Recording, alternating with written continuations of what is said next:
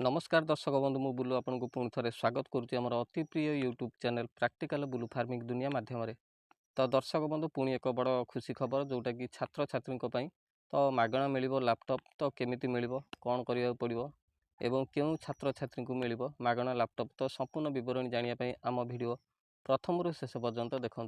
तो दर्शक बंधु जो दर्शक भाई मैंने नुआ कर आम चैनल देखुं तो निहत रूपे सब्सक्राइब कर दिंतु कहीं आम चैनल माध्यम सरकार नुआ नुआ योजना और कृषि भित्तिक वीडियो अपलोड कराए तो निहत रूपे सब्सक्राइब कला बेले पाखे थी बेल आइकन को ऑल क्लिक करेंगे जहाँकि फल आम जिते ही वीडियो अपलोड करूँ आपण पाखक सर्वप्रथमे पहुँची पार।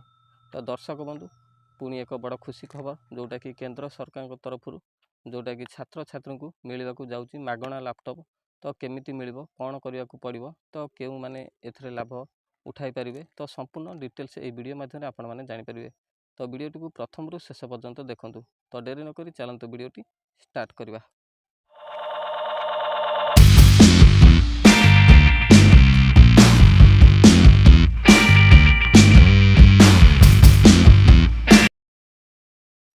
दर्शक बंधु केंद्र सरकार द्वारा मागणा लैपटॉप योजना आरंभ करा जायछि।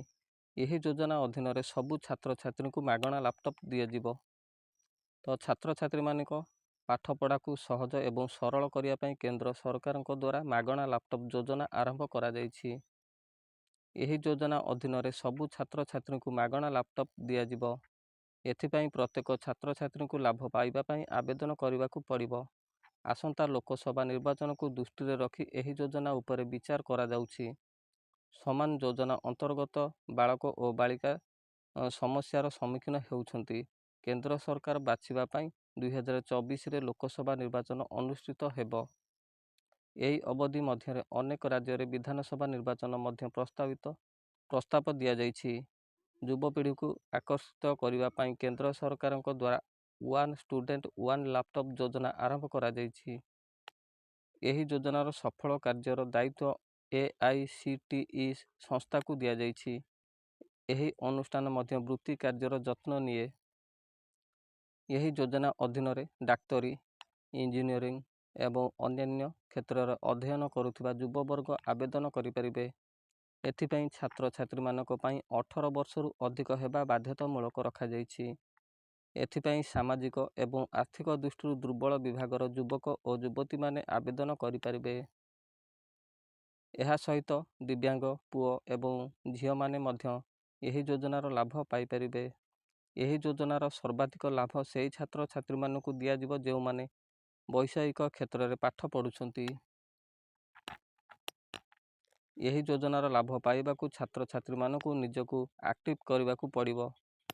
एथिपाई आपण को AICTE वेबसाइट को जाई आपण माने पंजीकरण करें। जेते बेले वेबसाइट रो मेन पेज खोलिबो सेथिरे गोटे स्टूडेंट वन लैपटॉप स्कीम रो विकल्प उपलब्ध हेबो। आपण को यह ऊपर क्लिक करने को हेबो। क्लिक करने पर एक नुआ पेज खोलिबो। पेज रो फॉर्मेट एक फॉर्म परी हेबो। पुओ एवं झील मानक फॉर्म रे पचरा जाउथिबा सूचना एवं विवरणी सठिक भाव में पूरण करने को पड़ो। यह परे सरकार आपणक कॉलेज सहित कारबार करिवे। यही चुक्ति पर कॉलेज को यही योजना अधीन लैपटॉप जोगाई दिज्व। एथिपाई आपण को किछि समय अपेक्षा करने को हेबो। यही उपाय आपण घरे बसी एक लैपटॉप पाइपारे। तो दर्शक बंधु निहत रूपे जो माने छात्र छात्री कॉलेज रे पढ़ुछंती तो सेमानक पई केंद्र सरकार बहुत बड़ पदक्षेप जोटा कि मागणा लैपटॉप योजना आरंभ करछंती। तो सही योजना रे आपण माने घरे बसी मध्य आवेदन करिपारिबे। तो दर्शक बंधु निहत रूपे आपण मानकु एई अपडेट केमती लागला कमेंट माध्यम निहाती जणेबे। तो जदि आपण मानकु आम वीडियो भल लागुथाय तो वीडियो गोटे लाइक करेंगे एवं आम चैनल को बहुत मात्रा सपोर्ट करेंगे सब्सक्राइब मध्य करेंगे।